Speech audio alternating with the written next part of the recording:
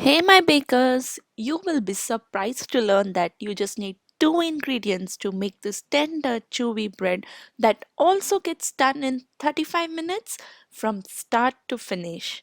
This no yeast two ingredients bread dough is so versatile that it can be used to make pizzas, calzones, pretzels, bagels, and many more. Let us see how to make these Weight Watchers two ingredients bagel recipe, which I believe is the need of the hour now.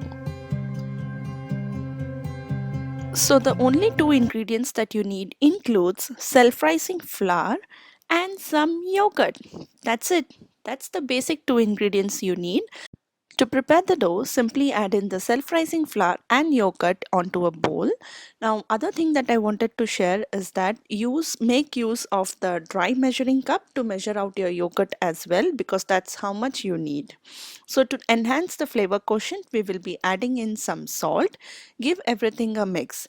Now, I understand that the recipe says two ingredient bread dough, but salt here adds to the flavor quotient. You can skip it if you want it. Technically, we will also be using milk to brush on and also the bagel seasoning to go on top.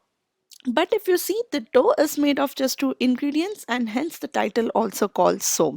So if you feel that it's some kind of a clickbait, then I'm sorry, but it is actually not. You can skip the salt and all the other things to make simply plain bagels recipe. Eventually, you will have to ditch your spatula and combine everything into a dough using your hands. So, at this time, make sure that your hands are clean and you wash it before you start with any kind of cooking. And by the way, if you are watching one of our videos for the very first time, then please do consider subscribing as I post new videos every single week on baking and dessert related recipes. I would love to have you on board. Another best part about this recipe is that you are not supposed to handle the dough way too much. That is, do not knead it for long, just until it comes together into a dough. That is because while kneading it constantly would add on to the stickiness, and to combat that stickiness, you might end up adding more flour, which means the texture would turn out to be super dense once baked. So once it comes together into a dough, simply dust your workspace with little flour and try to shape the dough into a ball so that you can divide it evenly into four equal portions. Learn few more tips as well as the method to make your own self-rising flour at home from the link given in the description box below, from where you can also take a printout of the recipe and keep it in your files, because this recipe is a keeper for sure. So once divided, the next step would be, of course, to shape them, right? The first way is to roll it into a ball and then poke your finger right in the center of the dough, and using the help of the other index finger as well, rotate it as shown in the video to widen the hole or the center portion to give it that characteristic bagel look.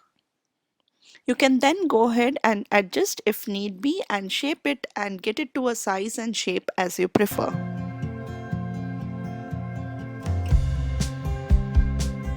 Note that the hole is wide enough because these would rise in the oven and eventually fill up the gap, so make sure that it is widen enough. Then simply place it onto a baking tray that has been pre-lined with a parchment paper.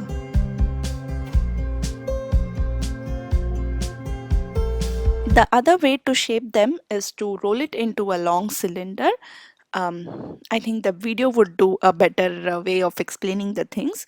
So roll the dough towards you as shown till you get a cylinder that is of 11 inches in size.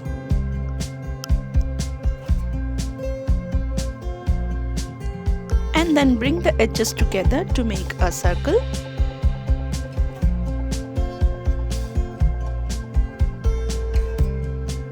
Press till it seals well. Give it a proper circular shape. I find this technique to be precise and gets you a even shape.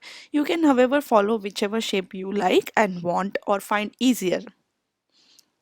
So simply put this onto your baking tray as well, and then brush the top with some milk. Again, this is an optional step. You can simply go ahead and make plain bagels if you want to. Brushing on top will give you that characteristic golden color as well as acts as a base for the seasoning to stick onto. At this time of the year, where there is a limited supply of resources, I do not want to crack open an entire egg to brush just 4 bagels. So I am using milk here. If you guys want or prefer, you can also go for an egg wash. Once the top is brushed with some milk or egg wash, add in some sprinkling. I am using plain white sesame seeds and then bake this in a preheated oven of 200 degrees Celsius or 392 Fahrenheit for around 20 to 25 minutes until the top is nice golden brown in color and the bottom sounds hollow.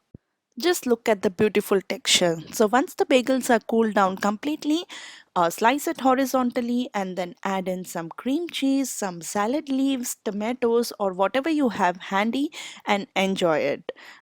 A bagel with cream cheese spread is a classic combination that is loved by one and all, but of course you can go for any filling of your choice. I think even mayonnaise would be a great option here, or you can also refer our traditional bagels recipe video to see how I have made a bagel sandwich in that particular video. So we are not done yet. I still have something important to share with you, that is the mistakes that I have made while making these, so please do keep watching.